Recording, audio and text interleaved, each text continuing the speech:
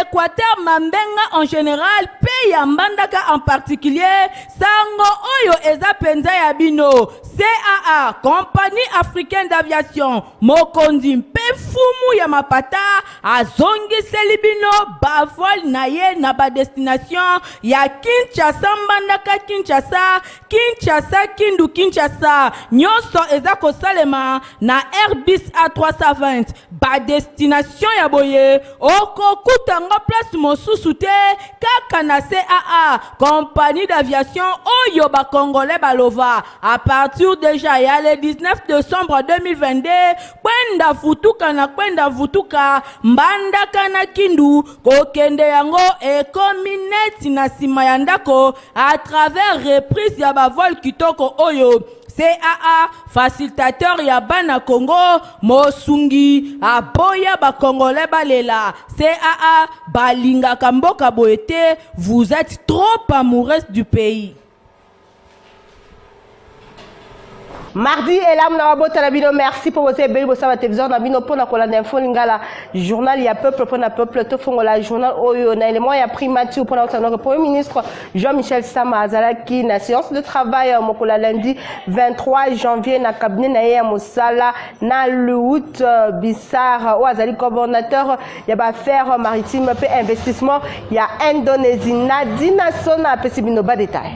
Premier ministre Jean-Michel Sama Lukonde Kenge azalaki na séance de travail lundi 23 janvier na cabinet na ye elongo na Luit Binsar Panjaitan coordonnateur ya affaires maritimes et investissement ya Indonésie ye azana rang ya premier ministre séance de travail oyo bato ba participa ki misusu lokola vice premier ministre congolaise ya environnement pe lisusu ministre congolais ya industrie pe ba membre ya délégation ya coordonnateur ya Indonésie Luit boye liboso ya bapanzi sango oyo ayambamaki epai ya premier ministre alobi président ya Indonésie a chargé à transmettre ba salutation pe ba sympathie na gouvernement ya République démocratique du Congo eza na biloko mibale oyo bakosala elongo na gouvernement ya République démocratique du Congo ya liboso ezali collaboration na sujet ya forêt tropicale pe ba tourbière oyo ezali créer crédit carbone pour na bamboka mibale bango bamoni ke Brésil c'est-à-dire tripartite RDC Indonésie pe Brésil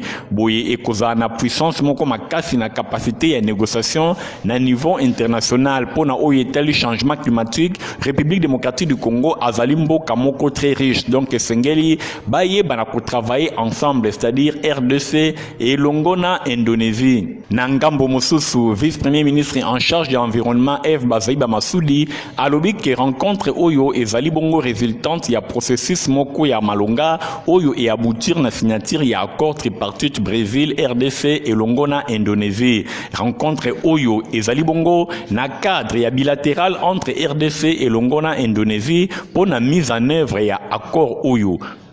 Namasolo Moussousou Bosengo ke conseil de ministres élargi à CEAC Nabokamemi ya ministre ya intégration régionale pe ya francophonie pe président ya conseil de ministres ya CEAC Didier Mazenga Mukanzu et Selemaki autour ya première conférence maritime de l'Afrique centrale Michael Bristo Tapesibinoba détail.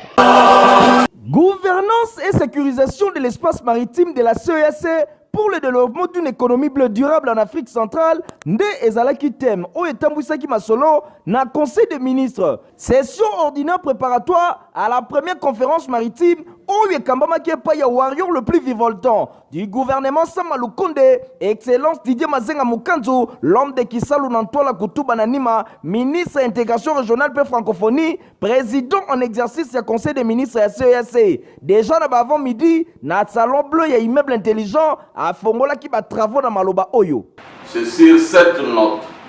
que je déclare ouvert les travaux de la session ordinaire du Conseil de ministres de la CAC,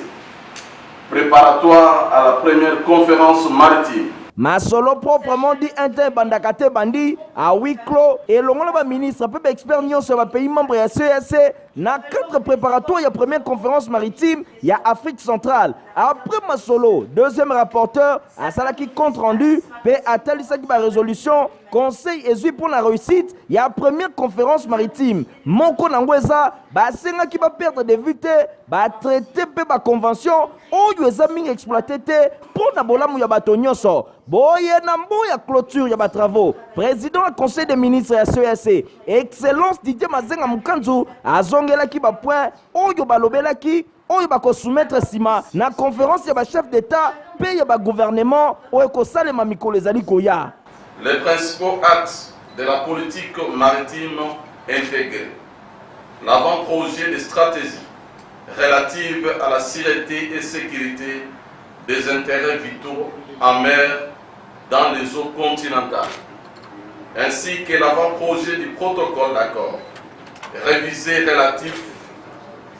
à la sûreté et sécurité des intérêts vitaux en mer et dans les eaux continentales des États membres de la CEAC. Bosimba que première conférence maritime oyo ya CEAC et kosale masanza ezali koya kasi réunion préparatoire oyo ezalaki mobange na réussite ya kosakana te. Tobeta bongo masolo ya ministre ya enseignement primaire secondaire et technique mwana mboka Tony Mwaba alansaki mokolo ya lundi 23 janvier répertoire ya référence ya établissement scolaire public o ezali mécanisé. Stéphane Skandi apesi bino ba détail. Ministre de l'enseignement primaire, secondaire et technique, professeur Tony Mwaba, a procédé qui n'a lancement et répertoire et référence et établissement scolaire mécanisé. Lancement et pour répondre à la volonté à président Félix Antoine Tshisekedi Tshilombo au alingi à rendre effectif disposition constitutionnelle relatif na au état de gratuité et enseignement primaire na établissement scolaire public à travers action et belé. Katina yango prise en charge na trésor public pour na enseignant il y a une nouvelle unité PB établissement scolaire dengue ministre de l'enseignement primaire et secondaire et technique a expliqué qui avant il y a qu'à souligner que prise en charge au ezali effectuée na deux cohortes opération identification des enseignants et établissement scolaire opérationnel P viable na souka opération au école au news public et qu'on remplir ba conditions et à viabilité ba kozala identifier P mécanisé bosimba ke ba innovation et répertoire oyo et kozala sécurisé na code KRP désormais ministre enseignement primaire et secondaire Tony Mwaba a précisé que et la mise à jour na chaque rentrée scolaire. Na même occasion numéro 1 et enseignement primaire et secondaire et technique Tony Mwaba a annoncé lancement et répertoire ya ba établissement scolaire oyo na secteur privé na fin ya mois yango et ko permettre ba identifier ba école privée bisikanya so ezali en vue ya ko permettre suivi et contrôle permanent ya ba viabilité. Caucus ya ba député pe sénateur ya province ya Maniema bayamba maki mokolo lundi 23 janvier et pa ministre ya droits humains Albert Fabrice Puela pour la situation o ezali ko koma kuna na Kabambare na Maniema Nadina Sona Igor Tsingi ya pesi bino ba détail. Suite na ba trouble oyo ezoleka na territoire ya Kabambare mingi penza na province ya Maniema na Salamabila nde ba éli nationaux ba sénateur ba député nationaux ba telemi pona koyokisa mongongo na bango délégation et kambamaki et panaye moko la race de génie l'incarnation de l'intelligence honorable sénateur Augustin Matata Ponyo premier ministre honoraire pona kokende komona ministre ya ba droits humains Albert Fabrice Puela pona kotalisa ye na molai situation ya Kabambare et pa yuapi ba hors la loi bazali ko semer terreur pe konyoko la population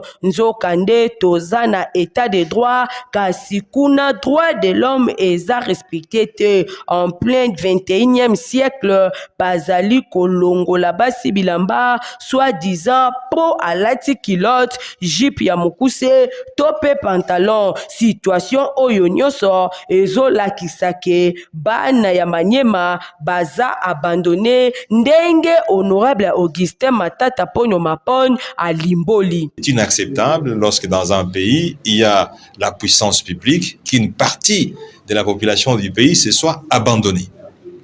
c'est inacceptable de notre part de voir que les rebelles commencent à administrer une partie du pays. Mais dans un pays d'état de droit, et nous sommes au ministère des droits humains. C'est inacceptable. Nangambo na epe ministre ya droits humains a condamné qui fermement situation oyo. On ne peut pas admettre en plein 21e siècle qu'un homme puisse faire la loi aux côtés des institutions légalement établies et imposer la charia, se mettre à flageller, à dénider des êtres humains qui sont dans leur pays, et ça avilit l'image de notre République.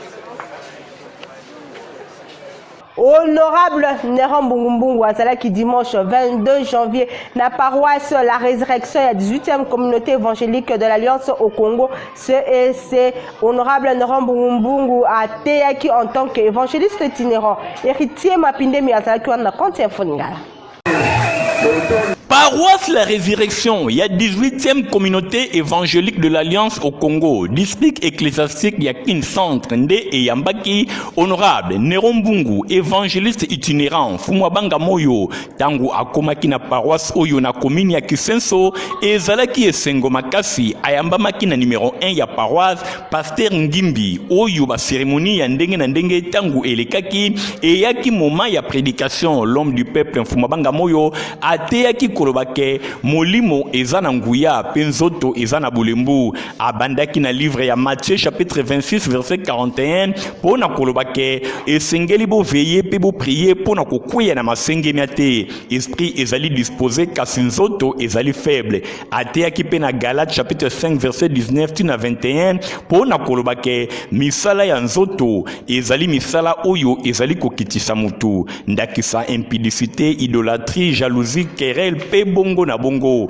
alobike baye nyonso bazali kosala misala ya nzoto bakomona bokonzi ya nzambe te, kasi misala ya molimo yango nde ezali komatisa moto lokola kimia, patience, fidélité, douceur pe misusu. Nde na occasion évangéliste itinérant Néron Mbungu Fumwabanga Moyo akabolaki pe maputa epai ya bamama nyonso ya paroisse oyo pe basi oyo bazali nzinga ya paroisse, bango nyonso bazwaki maputa pe basepelaki. Na papa Néron Mbungu banda na botama nanu na mona te mutate ya biso liloba nzambe boye lokola papa Néron Mbungu ba député bele balekana nana yoka liloba nzamba kitoko boye te na sepeli na esengo ya Néron Mbungu alatisi ngai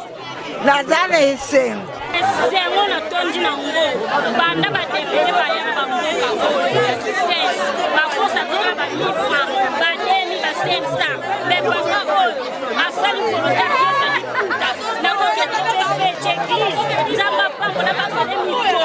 Nde na suka ya culte évangéliste itinérant honorable Néron Mbungu Fumwabanga Moyo azwaki temps ya kobeta masolo elongo na badiacre pe ba membre ya comité ya paroisse oyo pona koluka ndenge nini kosala misala pe kotongela nzambe église moko ya kitoko oyo ko permettre bandimi bayeba na kosambela na ndenge ya malamu. Oya ni kabanga itebana yo kono kosalila yo. Fumwabanga Moyo na bobimi na ye avisitaki pe bureau ya base na ye oyo ezwami na commune ya Kisenso na quartier Kabila epai wapi ba mama pe bazwaki badon ya maputa pe basepelaki. Nzela Fumwabanga Moyo babandaki kotelemisa na ba base na ye pona kopesa ba doléance. Honorable Néron Mbungu évangéliste itinérant visite na ye na Kisenso ezalaki esengo makasi pona ba base na ye. Namasolo ya première dame Denis Nyakero Tshisekedi, distinguée première dame ya assisté qui na réunion ya ba poursuite ya travaux na sujet étali application ya loi portant protection et réparation à ba victime de violence sexuelle liée na ba conflit pe ba crime sous la République démocratique du Congo. Stéphane Skandi a pesibino ba détail. Souci ezali kaka moko pona distinguer première dame ya République démocratique du Congo Denis Nyakero Tshisekedi ya kodoter République démocratique du Congo na ba mesure d'application ya loi portant protection et réparation à ba victime ya ba violence sexuelle liée na ba conflit pe ba crime sous contre paix bakisa sécurité ya humanité. Talatina commission ad hoc multisectorielle ou ezali instituée pour na ko étudier pe ko assurer suivi ya ba question relative na ba implantation ya ba fonds national ya réparation bakisa o ezali lié na élaboration ya politique nationale ya réparation bazali ko rédiger ba mesure d'application oyo et ko accompagner loi tope moko oyo sima ya promulgation na yango epai ya chef de l'État déjà depuis le 28 décembre 2022 et sengeli boyeba ke ba mesure d'application oyo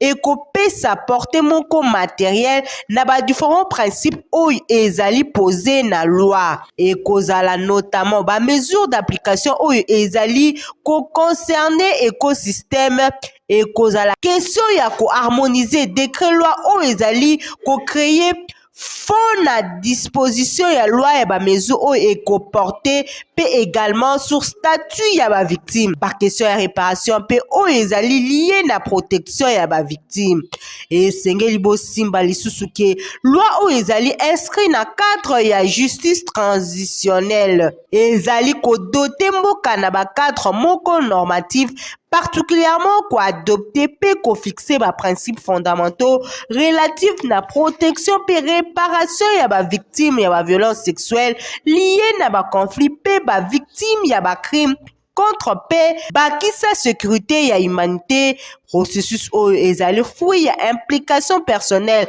ya première dame Denise Nyakiro Tshisekedi na fondation Denise Nyakiro Tshisekedi oyo ezali na kombo na ye Denise Nyakiro Tshisekedi oyo azali désigné mikolo oyo eleki championne ya prévention ya violence sexuelle liée na ba conflit et pas ya Nations Unies depuis 2019. Na masolo etali enrôlement boba ke secrétaire général ya Autre Vision du Congo AVC na mokuse maître Magloire Kasongo akendaki ko s'enrôler mokolo lundi 23 janvier kuna na commune ya Kasavubu sima na ye héritier Mapindemi. Commune ya Kasavubu eyindaki na ndenge ya kosakana te lundi 23 janvier pona enrôlement ya secrétaire général ya parti politique Autre Vision du Congo AVC na mokuse parti cher ya autorité morale maître Didé Boulimbu boye population bayaki ebele bana AVC pona ko accompagner secrétaire général na bango maître Magloire Kasongo oyo ayaki na école babengi laïque na commune ya Kasavubu pona kozwa carte de électeur na ye oyo ekosala ke azala éligible pe azala bongo électeur pour na élection il y a décembre 2023 surtout que parti politique Autre Vision du Congo AVC na mokuse bazali ko bunda na tango nyonso pour na kopesa chef de l'état deuxième mandat na sima ya kokoma na école laïque et pa wapi ayambamaki na quelques membres ya commission électorale nationale indépendante accueil ezalaki na ndenge ya malamu na sima ya ko remplir quelques formalités mwana mboka maître Magloire Kasongo secrétaire général ya AVC azwaki carte de lecteur na ye na esengo ya ba base nyonso ba accompagnaki ye bosimba ke na sima ya ko remplir devoir civique na ye maître Magloire Kasongo alobaki boye na micro ya Info Lingala. Il faut avoir une carte d'électeur. C'est la porte pour accéder dans ce processus électoral. C'est dans ce cadre que je suis venu récupérer ma carte pour être éligible dans ce processus. Ezali esengo makasi Autre Vision du Congo parti cher ya autorité morale maître Didé Boulimbu oyo azali ministre ya hydrocarbures bazali ko bunda po na deuxième mandat ya chef de l'état natina wana basengi na population ba s'enrôler massivement po na kopesa chef de l'état deuxième mandat na élection ezali koya esengeli bosimba ke parmi ba parti ya union sacrée AVC azali ko sala mosala kitoko. Na cadre ya 30 ans ya société ya aviation CAO ezali composé na 99% ya ba congolais Info Lingala emeki ko présenter bino ba cadre pe ba dirigeant o baza ko constituer société oyo.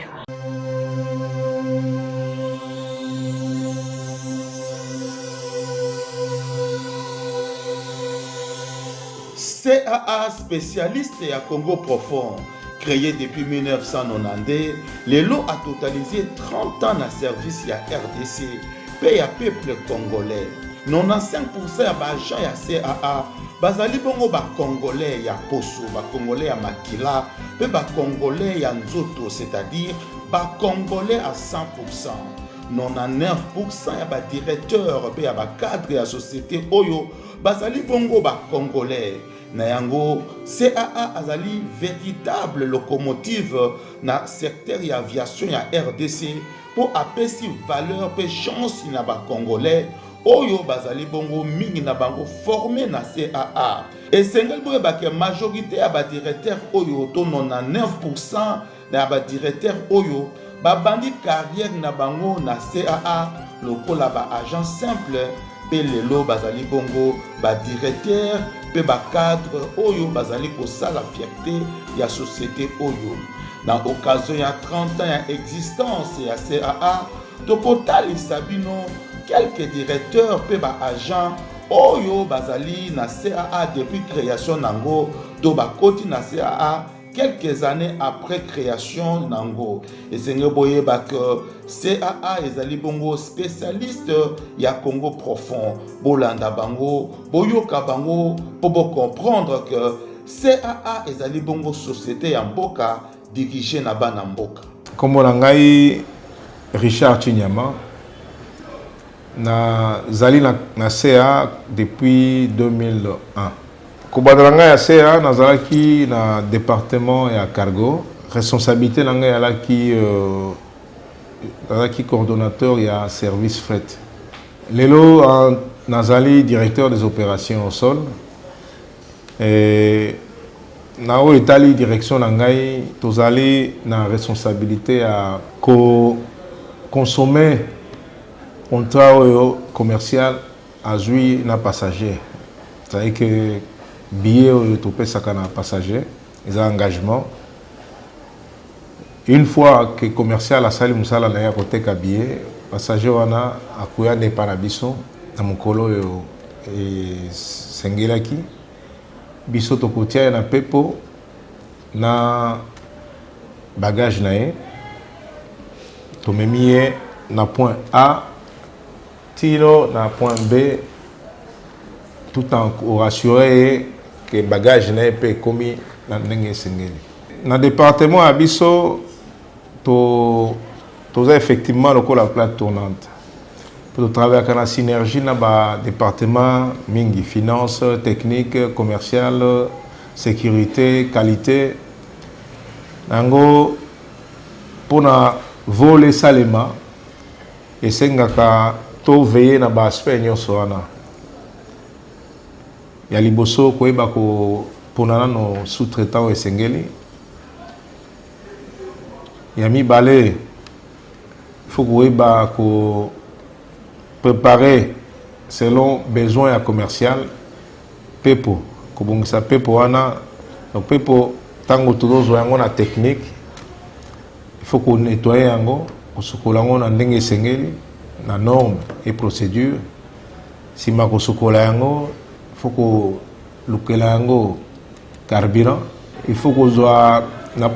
ça la moins na prévision selon destination puisque beaucoup na biso na ba réalité belé na bisika mususu carburant ezali na destination mususu ezate donc tozana charge ya couvrir que vol wana salema ndenge sengeli tozongela mukie masolo ya Rolement mwana mboka Genèse Kalume Njolo cadre ya parti politique Action commune pour la République ya akendeki ko remplir devoir civique naye mokola mardi 24 janvier na école Sainte Rita na commune ya Mongafula sima naye Igor Ting. Kolekisa événement oyo boyete la femme capable mwasi alenda vision ya kitoko pona bana ya Lukunga en général pe ya Mongafula en particulier madame Genèse Kalume Njolo présidente ya Union de Lukunga ngonga na ye kokaki pona akende ko remplir devoir civique na ye Lukunga mobilisé ba militant ya ACPR Action commune pour la République ba membre ya Asbel Union de Lukunga bayaki ebele na triangle ya Cité Verte pona ko accompagner sœur Pende kona bango botala ambiance ezalaki total madame Genèse Kalume Njolo ye oyo na équipe na ye carnaval motorisé et bandit route ya Kimwenza ezalaki ya koningana bakei tina école Sainte Rita esiko wapi azwaki carte de lecteur na ye pe a remplir ba formalité nyonso pe na suka azwi carte de lecteur na ye na ko se faire enrôler na district ya Lukunga yango na ko senga population nyonso en général de la ville-province de Kinshasa va se faire enrôler massivement et la population de Lukunga en particulier. Parce que à venir, il y a des dirigeants na bango, choix, et ça bango de bakopona, ba dirigeants oyo bako gouverner Congo na biso. Ngonga yango oyo bana ya Lukunga pe bana ya Mongafula bozwa ba carte de lecteur na bino soki bolingi bo voter utile le 23 décembre 2023. Madame Jeunesse Kalume mwasi oyo atonda ba initiative ebele ye pembeni na ye alingaka te mutu a souffrir. Mwana mboka Eric Mwamba, président ya fondation eza na kombo na ye asarolaki na Saint-Hilaire ya Kimbantseke pe asengi na population bakende kosanrole ebele. Alingaki kolekisa exemple na bana ya Kimbantseke en particulier pe ya Tchangu yenani président ya fondation Eric Mwamba asengi na ba papa ba maman ba jeune o nyonso balingi changement pe développement na district oya Tchangu pe na commune ya Kimbantseke esengeli bakende kosanrole botala ye oyo mwana mboka Eric Mwamba akendaki kosanrole azalaki ye mokote na équipe na ye ya fondation Eric Mwamba pe population oyo bakompanyaki ye pona kokende kozwa carte de lecteur na ye awa na école Saint-Hilaire na commune ya Kimbantseke alekalaki bongo malamu après ma procédure nyonso finalement carte de lecteur ebimaka te ebimi moto ya bato asengi na population balanda exemple. Étant donné congolais de naissance et na yoka kimbela ya bakonzi donc bakonzi babengi to s'enrôler pour na to remplir devoir na biso étant citoyen de la République donc to yaki ko s'enrôler oya yebi ki aza congolais a rempli devoir civique na ye lokolanga na oti ko sa une équipe nanga mobimba ya femme o isa fondation Eric Mwamba o to a basé na bien-être ya peuple congolais donc ya population to oti ko sa la devoir na biso na bengi si bana nyonso ya Tchangu bana nyonso ya Kimbantseke ba s'enrôler pour to leka na maponami to pona molobeli na biso oyo akolobela biso po surtout commune na biso surtout district na biso et se développer mwana Kimbantseke kobukana te kende kozwa carte de lecteur na yo yango yo maponami eza koya na décembre 2023 pour voter utile ADC Eric Mwamba ye déjà azwi ya ye l'homme du changement pe alingi développement na kwena ye avec Eric Mwamba. Défi Congo eza parti politique ya sika ya mwana mboka Diangenda Kitutukidi bo découvrir yango na élément oya Michael Bristo tope Stéphane Skandi.